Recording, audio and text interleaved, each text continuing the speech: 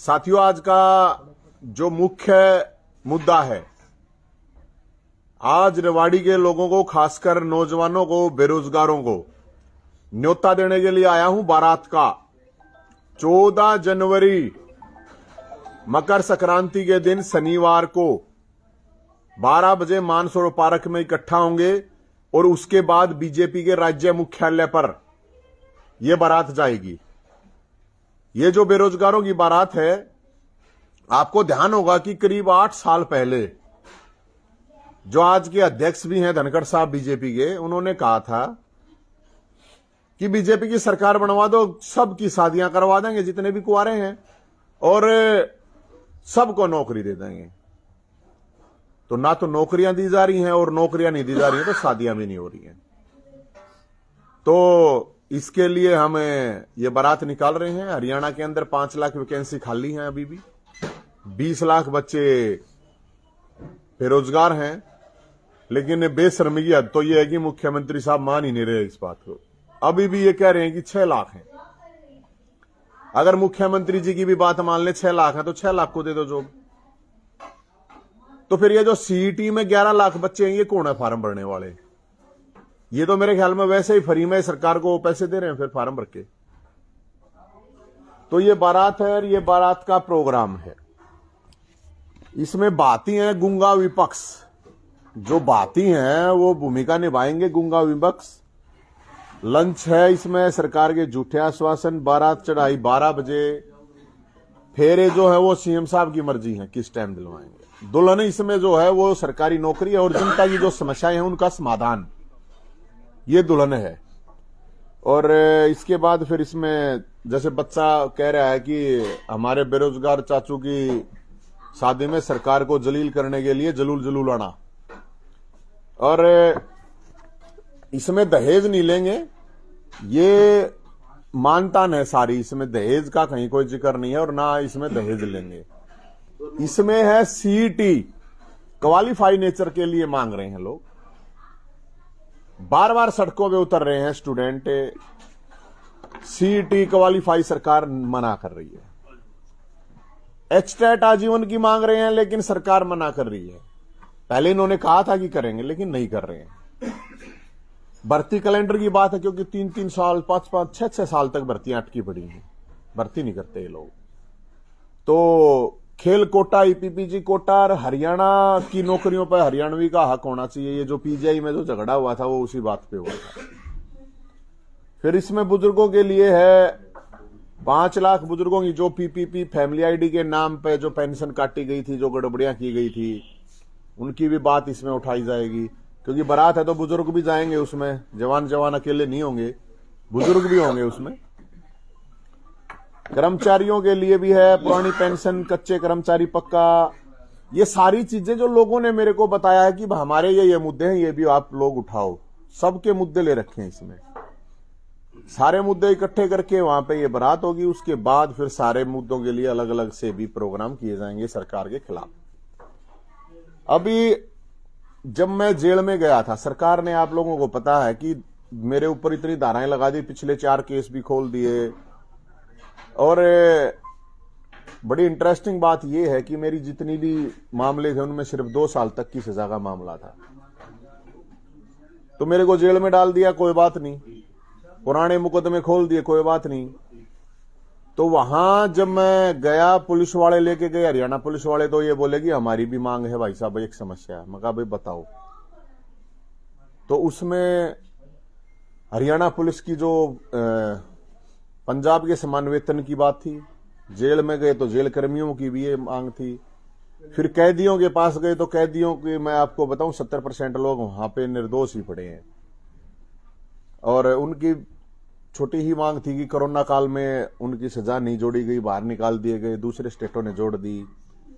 सर्दी में गर्म पानी तो सामान्य ही बात है। हम ये सरकार को कह रहे हैं कि गर्म पानी तो दे ही सकती है सरकार, कोई ज्यादा कोई बड़ी बात नहीं है। तो साथियों, ये सारी चीजें थी। अब मैं एक चीज बताता हूं आपको। हरियाणा के अंदर कई हजार लोग ऐसे हैं कि जिनको, जो एक सामान्य रूप से कोई इतना बड़ा कह रहे हैं मुख्यमंत्री साहब, आपकी जानकारी के लिए कि जो खेल मंत्री है जिनके ऊपर जो आरोप लगे हैं, एक लड़की ने आरोप लगाए हैं और उनके ऊपर बड़ी संगीन धाराएं हैं, वो जो आरोप लगे हैं 7 साल तक की सजा है।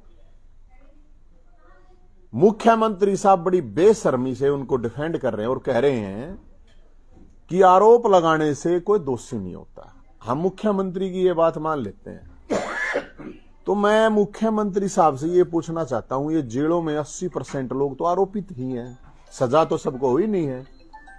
तो जब सबको सजा नहीं हुई तो उनको जेलों से निकालो, छोड़ो। भाई ये देश में एक कानून है या अलग लोगों के लिए अलग अलग है। अगर यही आरोप मुख्यमंत्री कोई रिश्तेदार होती लड़की और नवीन जयहिंद पे लगा देती तो क्या नवीन जयहिंद जेल में सरकार डालती या मुख्यमंत्री तब भी यही कहते? या किसी भी आम इंसान के ऊपर ये धाराएं लग के कितने लोग हैं जो जेलों के अंदर गए हुए हैं आरोपों के आधार पर? क्योंकि मुख्यमंत्री साहब को अगर नहीं पता हो तो सबसे पहले तो आरोप ही लगाते, सजा थोड़ी होती है तुरंत। तो मैं तो मुख्यमंत्री साहब के, क्योंकि 2-3 बार उन्होंने डिफेंड कर लिया, इससे बेशर्मी की कोई बात नहीं हो सकती जिस तरह से मुख्यमंत्री साहब बोल रहे हैं।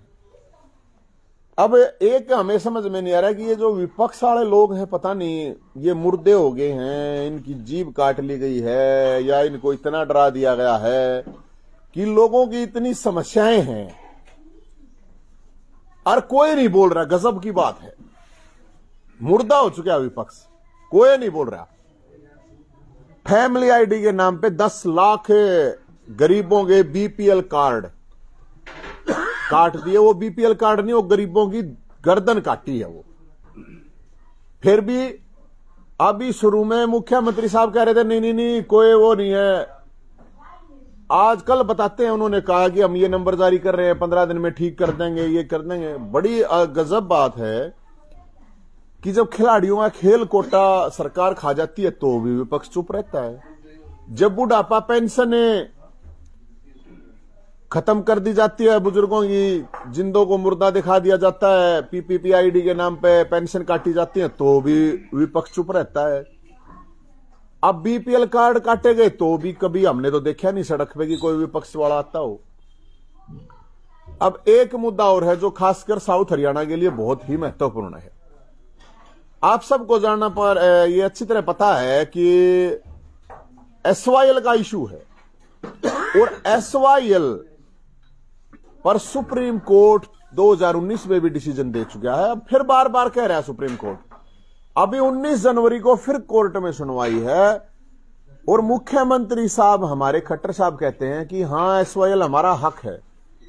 तो मुझे ये बता दीजिए सीएम साहब, इस हक को लेने के लिए हनुमान जी आएंगे या कृष्ण भगवान जी आएंगे, कौन लेगा इस हक को?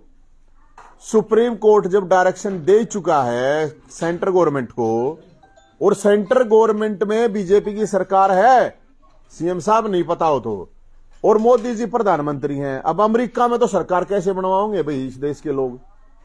लेकिन मेरे को तो यह बात समझ में नहीं आ रही। और ये जो एसवाईएल का इशू है, सवाल इस बात का है कि हाईकोर्ट के आदेश पर सरकार गरीबों के घर गिराने के लिए बुलडोजर लेके पहुंच जाती है। अभी जो सिंहपुरे का जो इशू था, लेकिन सुप्रीम कोर्ट का डिसीजन का इंप्लीमेंट करवाने के लिए सरकारें काम नहीं कर रही हैं। तो मेरे ख्याल में अगर सुप्रीम कोर्ट के डिसीजन को भी नहीं मान रहे हैं इस देश में लोग नहीं सरकार, तो फिर सुप्रीम कोर्ट की जरूरत क्या है? फिर ताला लगा दो। अगर सुप्रीम कोर्ट की भी बात को नहीं माना जाएगा तो रह क्या गया फिर? या गरीबों के ऊपर ही इंप्लीमेंट होंगे सारे के सारे कानून? ये बात खासकर मैं जो दक्षिण हरियाणा के नेता हैं, किसी भी पार्टी के हो, एमपी हो, एमएलए हो, ये बोलते हैं कभी इस बात पे? किस लिए डर रहे हैं? किससे डर रहे हैं? बोलते क्यों नहीं भाई? सबसे ज्यादा फायदा अगर होना है वो दक्षिण हरियाणा का होना है एसवाईएल से, लेकिन कोई नहीं बोल रहा। तो मैं तो लोगों से ये कहूंगा, आप लोगों को खड़ा होना पड़ेगा। जिन लोगों ने आपको गुलाम समझ रखा है तो आपको आजाद होना पड़ेगा इन लोगों से। ये जो लोग आपको, जो ये नेता, ये राजे महाराजे जो आपको गुलाम समझते हैं ना, इनसे तो मेरे ख्याल में आप लोग आजाद होना पड़ेगा। ऐसे बात बनेंगे नहीं। अगर एसवाईएल का पानी चाहिए है तो लोगों को खुद खड़ा होना पड़ेगा, और ये बहुत बड़ा मुद्दा है। लेकिन सारी की सारी सरकारें, सारी की सारी पार्टियां हरियाणा के लोगों के साथ गद्दारी कर रही हैं। वो इसको सिर्फ राजनीतिक यूज के लिए कर रहे हैं, क्योंकि ये अब सुप्रीम कोर्ट डिसीजन दे चुका है, तो हम तो इसकी लड़ाई लड़ाएंगे। लेकिन ये जितनी भी पार्टियां हैं, मुझे समझ नहीं आ रहा कि ये क्यों नहीं इसके ऊपर स्टैंड ले रही, मजबूत स्टैंड। तो साथियों, ये इशू थे। और ये जो बारात निकलेगी, ये इतनी बड़ी बारात निकलेगी। सरकार ने अभी, मुख्यमंत्री साहब ने परसों कहा है कि 50,000 वैकेंसी निकालेंगे। 3 साल में तो 10,000 भी भर्ती नहीं करी, और अब कह रहे 6 महीने में 50,000 भर्ती करेंगे। तो ये भर्ती, ये नौकरी है, दुल्हन है, तो 50,000 तो बात नहीं बढ़ेगी, 5 लाख है जो है। क्योंकि ये जो इनका शोषण निगम है, कौशल निगम के नाम पे जो मैं बता रहा हूं, ये गुजरात मॉडल है, और इस गुजरात मॉडल को हरियाणा में लाके ये शोषण कर रहे हैं नौजवानों का, और कुछ नहीं। जब चाहेंगे लगा देंगे, जब चाहेंगे हटा देंगे। तो मैं तो यही कहूंगा कि भाई लोगों को उठना पड़ेगा, इस बारात में पूरा बढ़ चढ़कर भाग लें। रेवाड़ी के लोगों को मैं तो न्योता देने के लिए आया हूं, जो भी साथी हैं। और ये नंबर है, इस पर हमारा अभी 4500 रजिस्ट्रेशन हो चुके हैं। 70 27 822 822 इस नंबर पर कॉल करके रजिस्टर हो जाएंगे। और कोई आप लोगों का कोई सवाल है तो आप जरूर बताइए। कितना टारगेट है, कितने आप उम्मीद लगती है आपको? देखो, टारगेट का तो हमारा तो देखो ऐसा भाई साहब, वो तो लोगों को मुद्दा लगेगा वो आ जाएंगे। हम कोई वो तो है नहीं कि भाई कोई पार्टी तो है नहीं कि हमारे पास दारू देने के लिए कुछ, जो भी कुछ लोग आएंगे अपने आप आएंगे। और बारात है तो ये समझ के ना है कि खाना मिलेगा, झूठे आश्वासन है सरकार के, तो अपना खाना भी खा के आए। और अपना अगर कुर्ता पजामा की बजाय कोट पैंट हो, जिनकी शादी हो रही है, शेरवानी वगैरह है, उनसे वो मांग लेना। और बारात में पूरे ढोल नगाड़ों के साथ ये बारात निकलेगी। सर, ये जो सीएम ने कल अनाउंस किया है, तो आप मानते हैं कि ये जो आपकी बारात है उसकी कोई वजह थी, डर की वजह से उन्होंने अनाउंस किया? अभी तो डर नहीं, और ज्यादा डर हो रहा है इनको। बेरोजगारों की बारात का मुख्यमंत्री साहब को इतना डर हो चुका है कि सपने में भी उनको बेरोजगार मोड़ बांधे, मतलब सहरा बांधे दिख रहे हैं। अब मुख्यमंत्री को सपने में भी सहरा दिख रहा है बेरोजगारों का। डर हो चुका है इतना। पिछले 3 दिन से रोज कह रहे हैं कि सब्र रखो, बहकाइयों में मत आओ। तो हम बहका नहीं रहे बेरोजगारों को, हम तो जगा रहे हैं बेरोजगारों को, और सरकार को भी जगा रहे हैं। भाई जाग जाओ, बेरोजगारी के नाम पर राजनीति करने की क्या जरूरत है कि अब तुम चुनाव आएगा फिर वो करेंगे। अरे 3 साल में भर्ती नहीं कर पाए हैं, क्या मांग रहे हैं बालक? कुछ नहीं मांग रहे, इतना ही तो मांग रहे हैं जितनी वैकेंसी है उनको तो भर दो कम से कम। जितनी खाली पोस्ट है, केवल हरियाणा पुलिस में 30,000 खाली है, हेल्थ डिपार्टमेंट में 30,000 खाली है, 50,000 वैकेंसी एजुकेशन डिपार्टमेंट में। ये तो मैंने आपको 3 डिपार्टमेंट बताए हैं मोटे मोटे। क्यों नहीं भाई फिर? लेकिन कोई बोलता नहीं। गजब बात है कि ये मतलब इनकी पार्टियां तो खैर बोलने का मतलब ही नहीं है। ये तो सारे गुलाम है। बीजेपी में जो लोग हैं, जो ये एमपी एमएलए बने घूम रहे हैं, तो गुलाम है। इनको आप आजाद नहीं कह सकते, ये चाहते हुए भी नहीं बोल सकते। इनके तो सारे चिट्ठे इकट्ठे करे रखे हैं। सर, विपक्ष नहीं बोल रहा, क्या वजह है?